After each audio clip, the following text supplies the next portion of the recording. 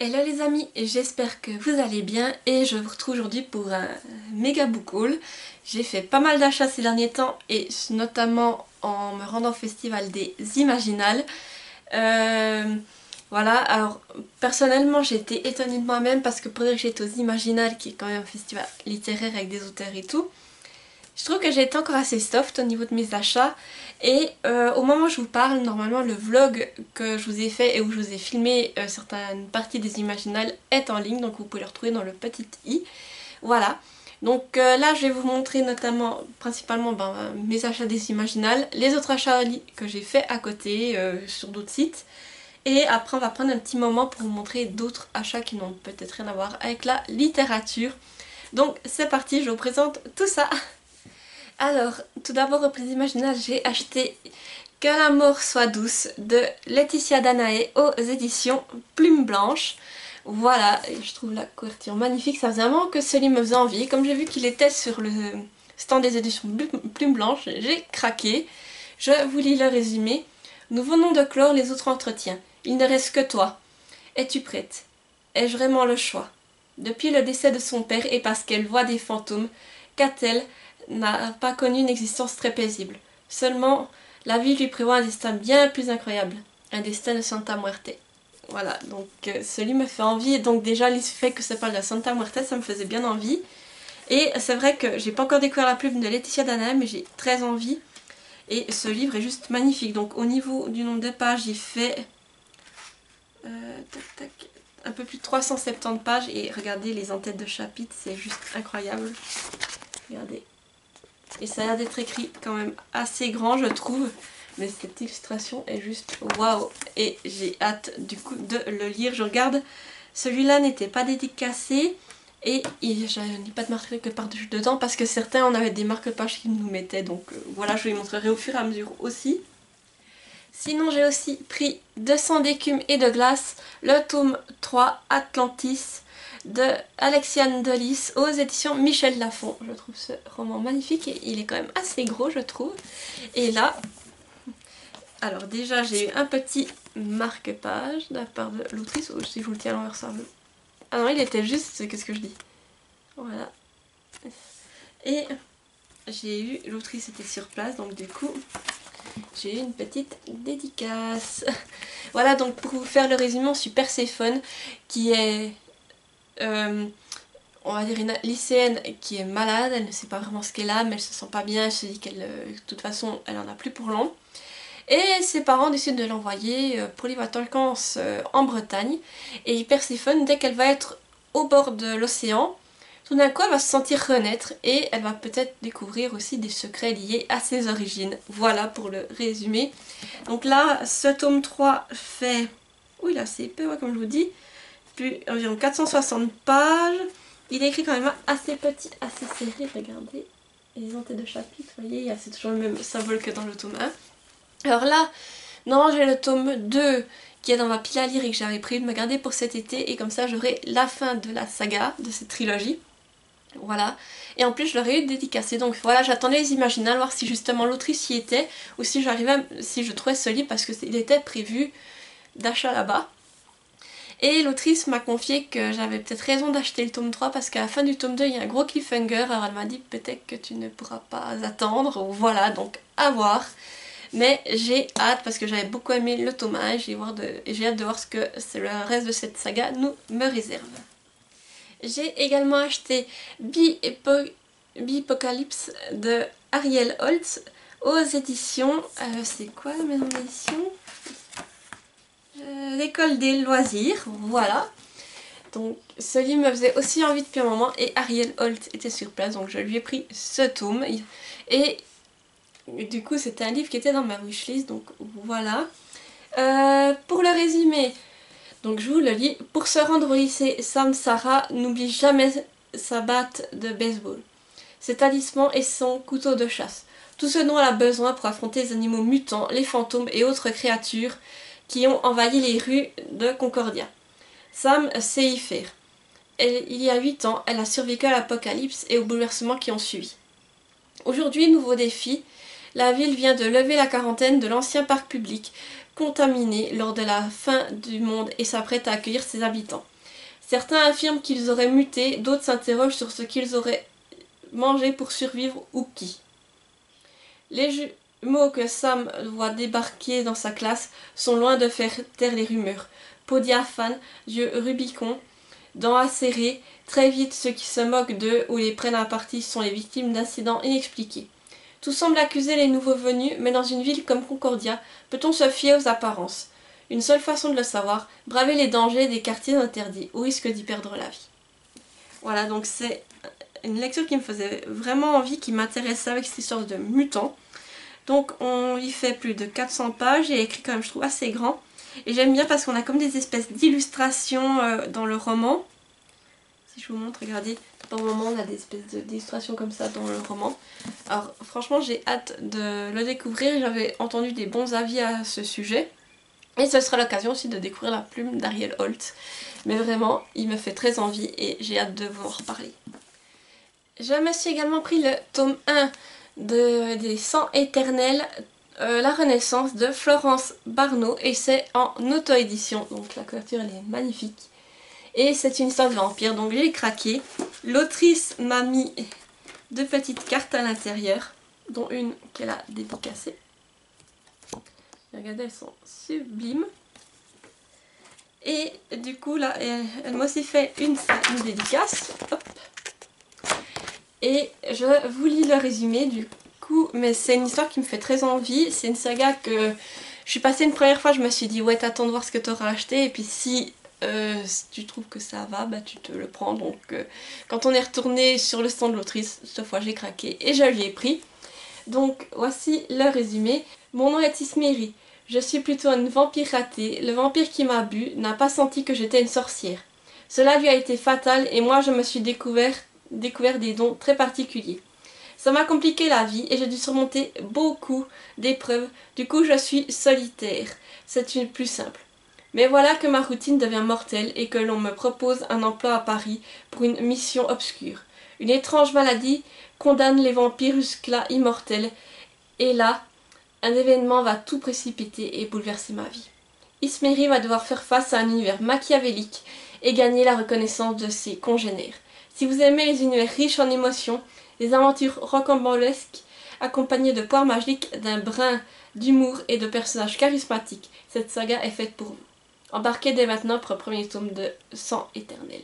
Voilà, donc, comme je vous dis, c'est une sorte de vampire et ça me faisait envie, tout ça. Donc c'est une lecture qui fait plus de 250 pages. C'est écrit, je trouve aussi assez gros. Voilà, par exemple.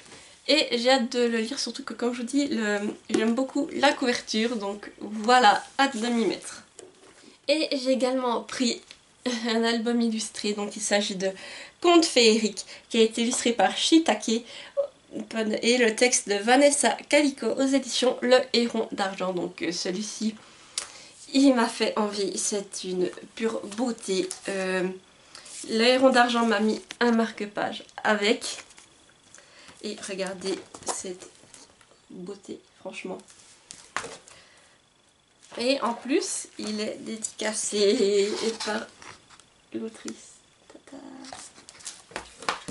Donc regardez si je vous montre encore une illustration. Alors je vais peut-être déjà vous lire le résumé et après je vous montre encore quelques illustrations. Donc, gloire aux filles. Dans cet ouvrage, les prouesses souveraines de féerie y sont comptées par les ménestrels du temps jadis, tandis que les bonnes dames, en mal d'amour, se rencontrent au bord des fontaines, non loin les minuscules pixies dansent sous les corolles de fleurs. Enfin, certaines de ces protectrices de la nature se confondent avec leurs animaux de prédilection, ou encore se dissimulent dans le feu, l'air, l'eau ou la terre. Ces contes tissent un sentier merveilleux entre les récits féeriques de l'Occident et l'art de Shiitake. Illustratrice au doigt de Yosei, les fées du Japon sont tellement ornes, dryades, magiciennes, féeriques et ondines de beauté scintillante. Entrez dans les brumes sacrées d'Avalon. Voilà, regardez, c'est trop beau. Je vous dis, moi, j'ai craqué. C'est magnifique, regardez ça. Je l'ai feuilleté, j'en ai feuilleté plusieurs et finalement mon choix s'est porté sur celui-là parce que c'est celui qui me parlait le plus. Alors j'ai hésité avec un autre qui parlait des comment ça s'appelle, des dieux égyptiens, regardez. C'est vraiment trop beau et j'ai hâte de le découvrir, il est magnifique, j'en ai encore un. En fait je crois que j'aurai tous ceux qui parlent des contes, alors j'ai lu les contes japonais il y a pas longtemps, j'ai les contes européens.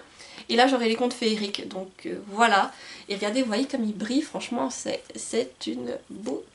Et regardez l'arrière aussi, c'est une tuerie. Et finalement j'ai revu mon amie autrice Célia Ibanez et elle m'a offert le tome 1 de H+, Transmutation du coup, donc de Célia Ibanez. Et c'est un livre en... c'est édité aux éditions Greenlight, voilà. C'est un livre que j'ai beaucoup aimé, elle m'a donné ces 3 marque-pages, donc là vous avez le marque-page associé au livre, celui du tome 1, le tome 2, c'était celui-ci avec l'araignée, et celui du tome 3, voilà. Et le livre est juste magnifique, franchement, j'aime beaucoup et j'avais adoré cette saga, donc je suis contente d'avoir ce tome 1 en papier, ce sera l'occasion de le relire. Alors d'habitude je vous fais des résumés improvisés, là je vais directement vous lire ce qui est écrit direct derrière, ce sera plus simple. Message spécial du président Atlas. Vos rêves vont devenir réalité. Nous avons le plaisir de vous informer que vous êtes la grande gagnante de la 17e édition du concours national Cyber Script. Sur des millions de candidats, vous avez été choisi. Vous aurez donc la chance de devenir une humaine de 8e génération. Profitez de votre célébrité mais un conseil. Ne faites confiance à personne, même pas à vous-même. Et n'oubliez pas, les secrets les plus obscurs doivent rester secrets. Voilà. Donc c'est un livre, c'est que comme j'en ai déjà parlé, c'est un livre où les humains sont à moitié robotisés, on va dire. Il y a une partie en tout cas de la population et les autres c'est les parias. Donc on va suivre Vénus qui reçoit cette lettre qui annonce qu'elle a gagné ce concours et qu'elle va pouvoir se faire robotiser, qui est toute heureuse et qui va peut-être découvrir que cette société n'est peut-être pas si heureuse que ça, en tout cas la société des où les gens sont à moitié robotisés, qu'on leur cache bien des choses et voilà. Donc moi j'avais beaucoup aimé. Alors en papier il fait combien? Il fait 200, un peu plus de 280 pages, il est écrit assez grand, j'aime bien. Et assez aéré je trouve, ça va assez vite. Et comme je vous dis, j'ai hâte de le relire, franchement il me fait trop envie. C'est un livre que j'ai adoré. Et comme je vous dis, je pense que je vais le relire prochainement. Et j'ai oublié de vous dire, elle me l'a aussi dédicacé pour le coup, vu que j'ai pu l'avoir aux Imaginales. Et pour terminer mes achats aux Imaginales, donc j'ai aussi reçu ce petit marque-page de Alicia Alvarez, donc qui a écrit le livre Le Meneur des Morts. Voilà, je vous montre. Là derrière vous avez ces infos. Donc en fait, comme elle m'a expliqué, c'est une réécriture du conte Le Joueur de Flûte. Voilà, c'est vrai que ça avait l'air intéressant, donc j'ai gardé le marque-page au cas où pour me mettre son livre dans ma wishlist. Et niveau marque-page, sinon j'ai trouvé une illustratrice qui faisait vraiment des trop belles choses, quoi, tout simplement. Et je lui ai pris 3 marque-pages, alors je suis celui de Sweet Wild. Voilà le premier marque-page que je lui ai pris. Oh, j'arrive plus à parler, c'est horrible. Le deuxième. Et le troisième, il faisait un peu penser au chat de Cheshire dans Alice. Voilà. Je m'excuse de bégayer, mais c'est vrai que... je sais pas, c'est une journée comme ça, voilà. Alors maintenant j'ai passé au service presse que j'ai reçu. Donc je me décale. Alors le premier service presse que j'ai reçu c'est Écho d'Exotère de Fabrice Pittet aux éditions Cadaline. Donc je remercie les éditions Cadaline pour cet envoi. En plus j'ai eu la chance de rencontrer Fabrice Pittet aux Imaginales, donc ça tombe bien. Donc je vous mets la couverture ici pour le coup. Et alors déjà la couverture je la trouve magnifique, elle est super sympa.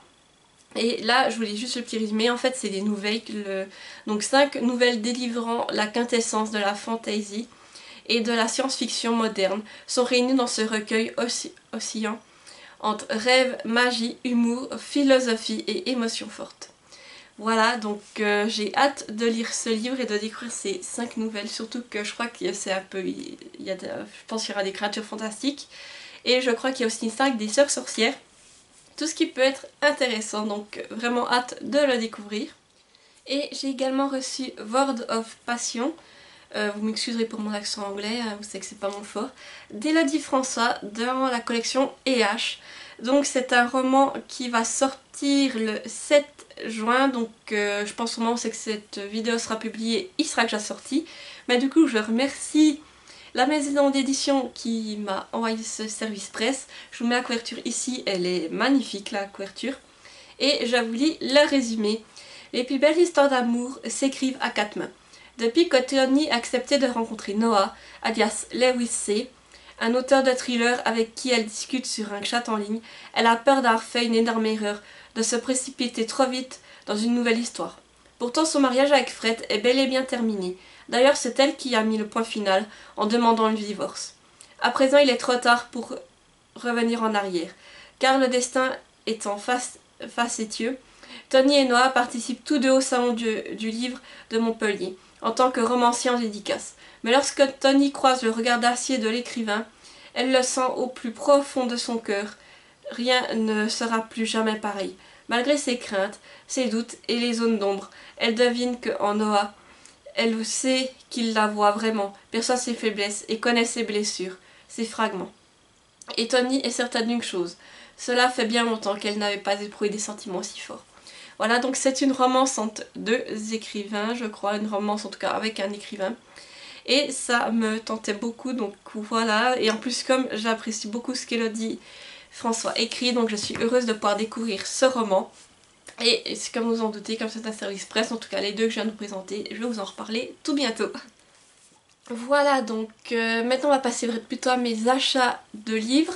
Là, tout d'abord j'ai passé une commande sur Amazon, donc j'ai commandé le tome 6 de Cat's Eyes de Tsukasa Ojo aux éditions Panini Manga. Voilà. Donc Cat's Eyes, comme ce que je vous ai déjà fait le résumé, mais on suit trois sœurs qui sont des voleuses et la journée elles tiennent un petit café. Voilà, et on suit leur quotidien, donc c'est vraiment sympathique, il y a un mélange aussi avec de l'humour, j'apprécie beaucoup et j'avais envie de lire la suite. Et là, voilà, si je vous montre les dessins, c'est juste magnifique, donc j'ai hâte de découvrir la suite de cette histoire. Sinon, je me suis également procuré Le Pont des Tempêtes, le tome 1 de Daniel L. Jensen aux éditions Brajlon. Regardez cette beauté, et bien sûr moi j'ai pris l'édition Toc Toc 1. Regardez-moi, c'est ça. Regardez la beauté du livre, je suis restée en admiration devant pendant je sais pas combien de temps, tellement il est beau. Ouais, regardez ça. Et si on le déculotte, il est encore plus beau. Voilà à quoi il ressemble une fois déculotté. Voilà, trop beau. Donc là je le reculotte et puis disons que à l'intérieur en fait vous avez la carte et à l'intérieur vous avez aussi une illustration. Peut-être que je renlève ça à nouveau. On va montrer, regardez, c'est trop beau. Ce livre est une beauté à lui tout seul, franchement. Et là je vous lis le résumé. Entraînée aux arts de la guerre, de l'espionnage et de la séduction, Lara est l'arme secrète de son père, le roi de Maridrina. De certitude, Getsepa, le roi Aren d'Itikana, est son ennemi juré et c'est à elle que revient de le mettre à genoux.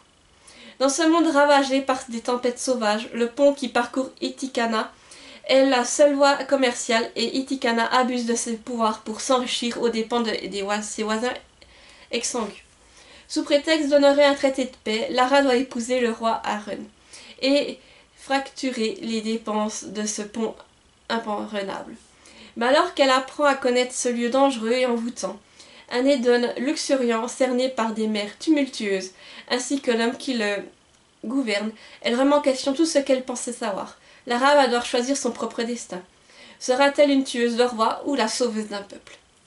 Voilà, donc c'est une lecture qui me fait vraiment envie. Et en plus, alors tous les avis que j'ai vus sont assez élogieux à son sujet, donc hâte de découvrir tout ça. Donc c'est un livre qui fait 400 pages.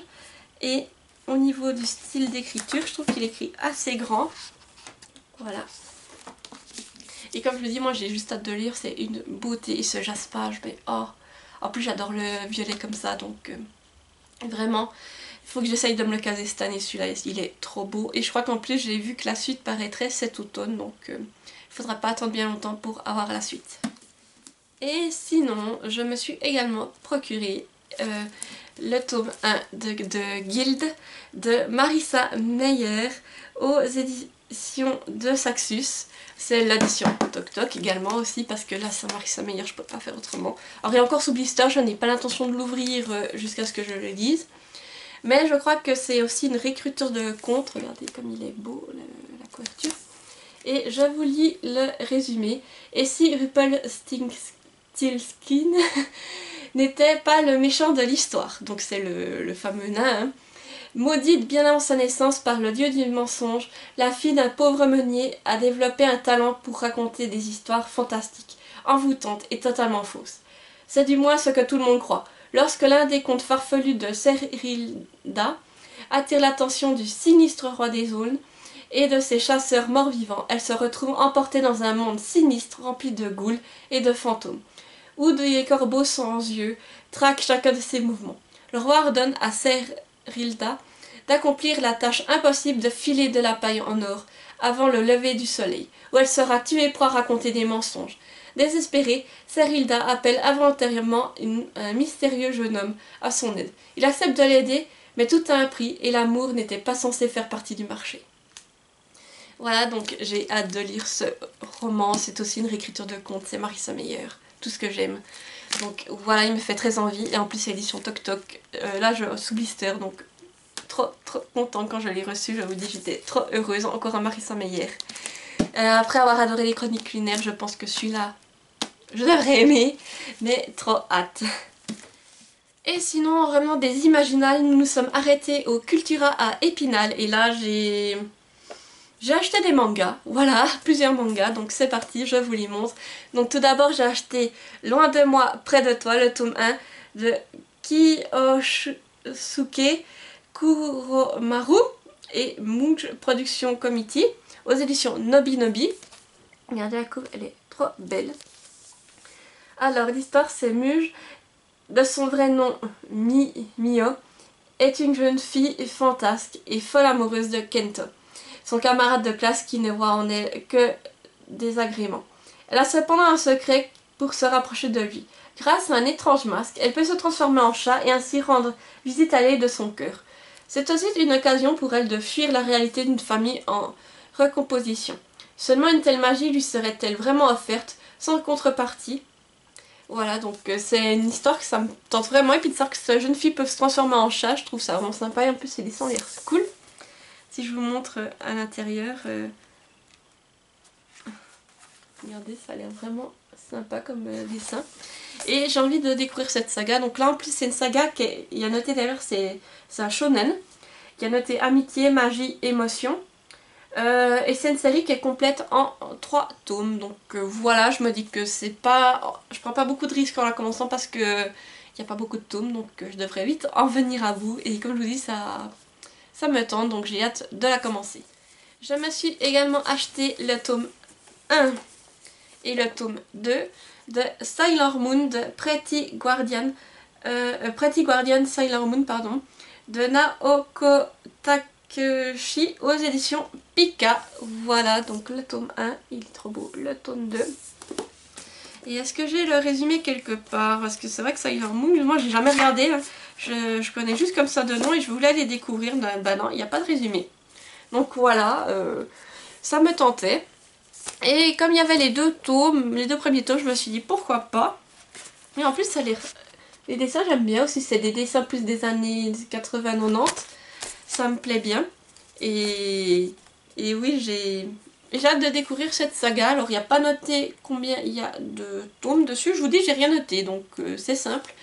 Mais je vais y aller à la découverte. Et en tout cas, là, avec 2 tomes, bah, je verrai bien si je croche ou pas. Et le dernier manga, j'ai également pris Tokyo Mew Mew Return de Miya Ikumi et Raiko Oshida aux éditions Nobi Nobi. Regardez, cette couverture est juste magnifique. Donc là, le résumé, c'est les Tokyo Mew Mew, ces justicières aux gènes d'animaux en voie de disparition, sont de retour pour protéger la Terre de la menace des parasites animaux. Alors que nos 6 héroïnes s'affairent au café Miu Miu pour fêter le retour temporaire d'Aoyama, un chimère animal qui leur a précédemment échappé provoque une vague de froid sur la capitale. Afin de sauver les habitants de Tokyo, Ichigo va devoir changer de méthode de combat. Retrouvez Ichigo, Berry et compagnie dans une aventure inédite à travers ce volume événement créé pour les 20 ans de la série culte.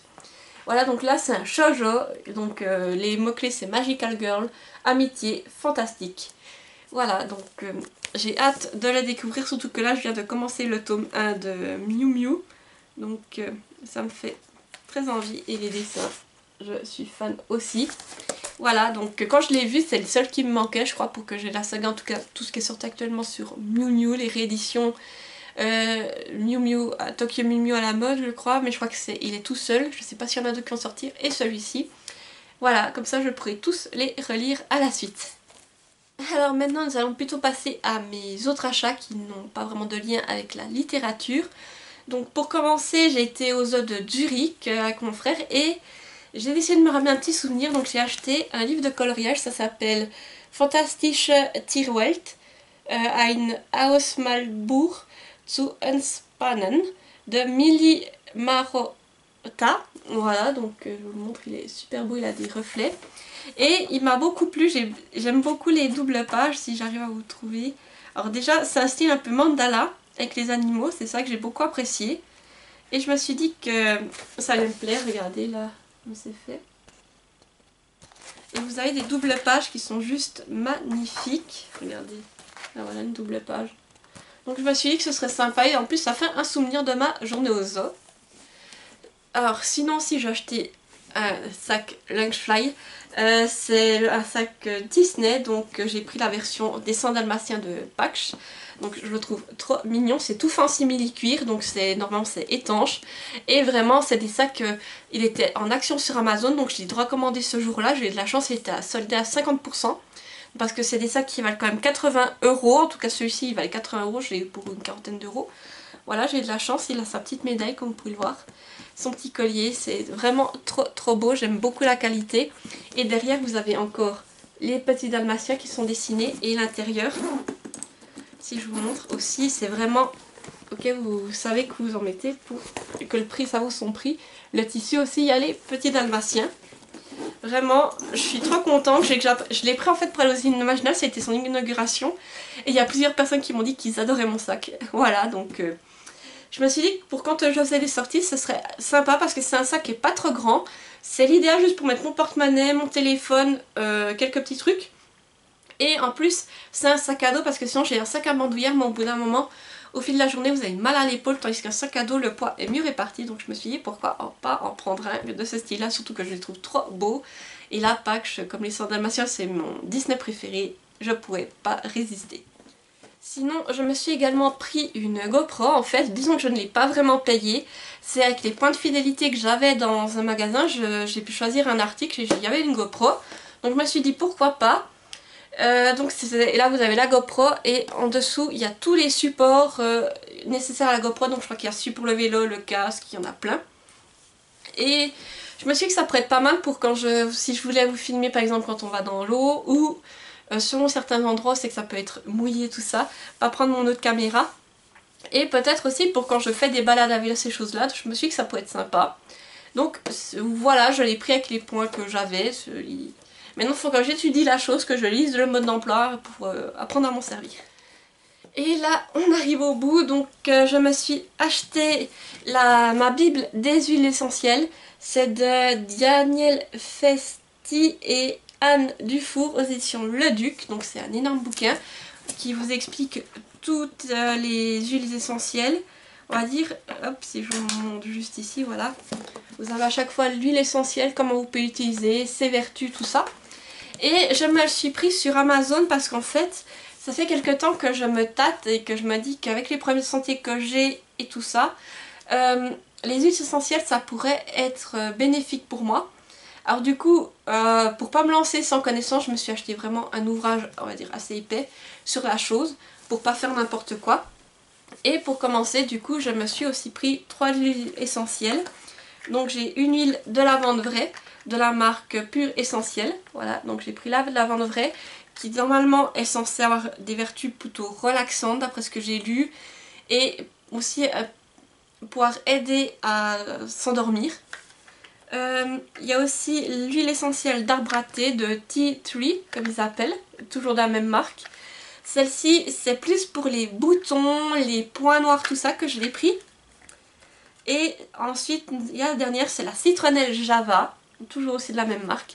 Et là, je l'ai pris parce qu'elle est censée avoir des vertus aussi pour relaxantes, désinfectantes. Et elle doit aussi aider à chasser les moustiques, voilà. Et puis comme moi en été, ben, j'ai tendance à me faire bouffer par les moustiques. Je me dis que si je peux éviter ça, ce serait pas mal. Voilà, donc j'ai envie d'essayer d'un peu en découvrir plus sur les huiles essentielles. Et peut-être après, je t'offrir au fur et à mesure. Mais n'hésitez pas à me dire dans les commentaires si vous y connaissez là-dedans, quelles huiles essentielles vous avez et ce que vous pourriez me recommander. Voilà, je serais curieuse de le savoir. Et du coup, j'arrive au bout de cette vidéo book haul. J'espère qu'elle vous aura plu. N'hésitez pas à me mettre un petit pouce en l'air si c'est le cas, à vous activer la petite cloche pour ne pas rater mes prochaines vidéos et à me laisser un petit commentaire en me disant si vous avez déjà lu certains de ces livres et ce que vous en avez pensé. Si vous êtes trop timide pour laisser un commentaire, eh bien mettez-moi un emoji. Voilà, comme je vous ai parlé de la fille qui peut se transformer en chat, mettez-moi un petit emoji chat pour le coup. Et aussi, n'oubliez pas de vous abonner à la chaîne pour me soutenir. Voilà, sur ça, je vous fais de gros bisous et je vous dis à tout bientôt. Bye bye.